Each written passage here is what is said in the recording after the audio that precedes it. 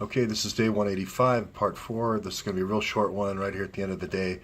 And I will fix the flicker tomorrow. I'll change the refresh rate on my PC, I believe, and that'll do it.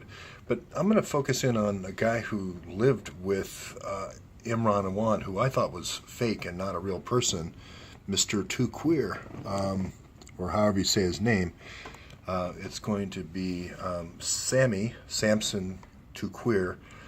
It looks like the Winfield is his full name, Sammy Taquir Winfield. I'm sorry, that scanning's really bad. But in the last episode, I talked about how there was looked like a rat line between down here in the Hawkshead Drive. This is the Marine on the steps saying there's stolen Blackberries in my house that Imran rented me. There's stolen laptops. Then there's this NGA here, which NGA, which I said is in the middle, that these are homes for contractors, and then there's this home up here in Springfield on Thomas Drive, 6314 Thomas Drive. Well, I drilled down on that. There was this guy named Samson, Too Queer, Winfield. So I thought they were fake companies, but there was 3 mortgage companies at that location, which I thought was odd. As you know, I've said in the past, car companies are good for shielding or masking or fronting $10,000 to $50,000, even up to $100,000 transactions. And you usually use so that's kind of the customer side of the rat line. And then for when you want to clear money in large amounts to Abu Dhabi, let's say, in the UAE, you would use mortgage companies. And this seems like Sammy's expertise here. So I just kind of wondered where Sammy's businesses were, and we ran his Social Security number, and he indeed does have a Social Security number. Now it's odd because he was born in 1963, and I'm going to get to this Cleveland map and how it relates to Sammy here in a second. But then didn't get a Social Security number until 1993. And I do remember the CIA used to have this exchange program where they would bring in kids, have them stay with foster families and so forth until they were about ready to get married. And then if they wanted to get married, then they would have to be adopted by their parents for the first time. And this happens with a lot of kids. So I thought it was interesting. But anyway, here's Cleveland Clinic. This is Cleveland now. This isn't back in Virginia where Sammy lives.